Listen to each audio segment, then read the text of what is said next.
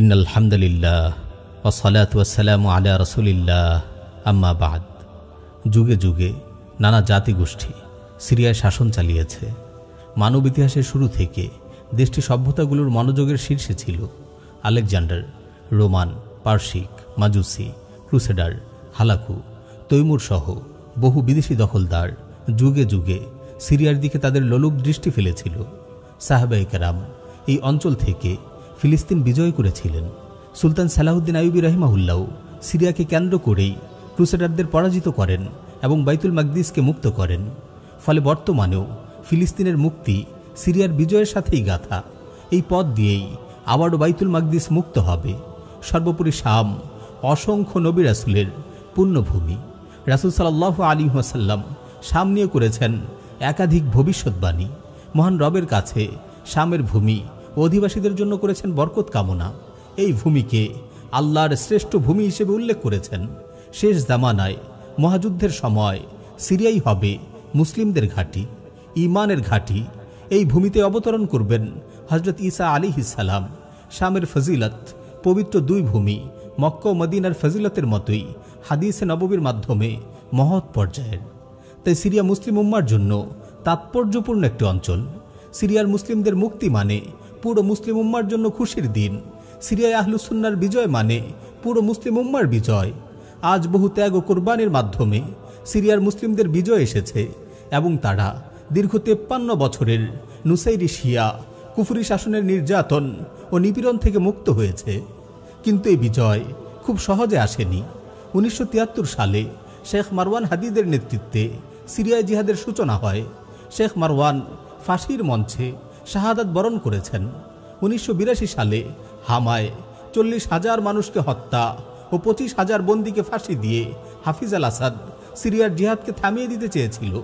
তথাপি যুগের পর যুগ মুজাহিদরা তাদের জিহাদ চালিয়ে গেছেন, নির্মমতার শিকার হয়েছেন, চিরতরে ধ্বংসের টার্গেট হয়েছেন, কিন্তু তবুও তারা দমে যাননি। শহীদের রক্তের বীজ থেকে আবার গর্জে উঠেছেন, সবর ও কোরবানির উপর অবিচল থেকেছেন, জমিন থেকে জিহাদের ধারাকে থামিয়ে দেননি। 2011 সালে মুজাহিদরা আবার নুসাইরি বাশার আল আসাদের বিরুদ্ধে কিতালের ময়দানে ঝাঁপিয়ে পড়েন। তারা আবার নির্মম হামলার শিকার হন।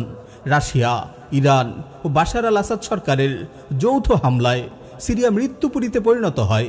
1,20,00,000 মানুষ বাস্তুচ্যুত হয়েছে। নিহতের সংখ্যা প্রায় 8.5 লাখ। 50 লক্ষ মানুষ দেশ ছাড়তে বাধ্য হয়েছে। জাতিসংঘের শিশু বিষয়ক সংস্থার ভাষ্যে দেশটির 56 লাখ শিশু যুদ্ধ যন্ত্রণায় কুঁকড়ে গেছে। কারাগারের নির্জন অন্ধকারে বন্দী হয়েছেন হাজার হাজার সিরিয়ান মুসলিম। বাদ যায়নি উম্মার মা বোনেরাও, যেখানে তারা প্রতিনিয়ত শিকার হয়েছেন অজানা নির্মমতার, যার ব্যাপারে আমাদের পৃথিবীবাসীর হয়তো কোনো ধারণাই নেই। এরপরও তারা দমে যায়নি। 2024 সালের নভেম্বরের শেষ প্রহর বিদ্রোহী জিহাদি গ্রুপ হাইয়াতু তাহরির শাম যুগের ফেরাউন বাশার আল আসাদের দখলকৃত অঞ্চলগুলোতে পুনরায় আক্রমণ শুরু করে। মাত্র 2 সপ্তাহে তারা মহান আল্লাহ তাআলার সাহায্যে একে একে সিরিয়ার গুরুত্বপূর্ণ সকল শহর দখল করে নেয় এবং ডিসেম্বরের 8 তারিখে রাজধানী দামেস্কের নিয়ন্ত্রণ নিয়ে নুসাইরি শাসনের পতন ঘটায়। বাশার আল আসাদ সিরিয়া ত্যাগ করে পালিয়ে যায়।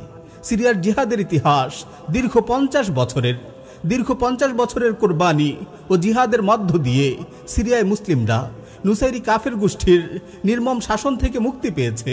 আলহামদুলিল্লাহ। প্রিয় উম্মাহ, এটাই হলো বিজয়ের প্রকৃত পথ।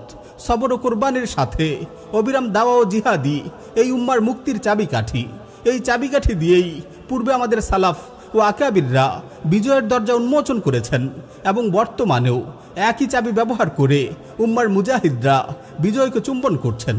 আফগান থেকে আফ্রিকা, আফ্রিকা থেকে আরব, সর্বত্রই দাওয়া ও জিহাদের পথে সবরের সাথে দীর্ঘ কোরবানির মাধ্যমে আল্লাহর দিন গালিব হয়েছে এবং উম্মাহ প্রকৃত বিজয়ের স্বাদ আস্বাদন করেছে।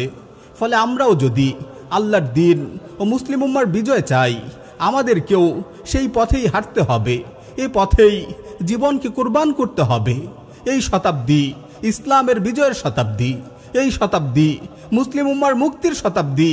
তাই হতাশাকে ঝেড়ে ফেলুন, বিজয়ের পথে অম্লান বদনে নিজেকে বিসর্জন দেওয়ার জন্য প্রস্তুত হন। সকল দ্বিধা ও সংশয় কাটিয়ে দাওয়া ও জিহাদের ময়দানে ঝাঁপিয়ে পড়ুন এবং উম্মাহকে প্রকৃত মুক্তির পথে তুলে আনুন। বিজয় আমাদের পদচুম্বন করবে বিইজনিল্লাহ।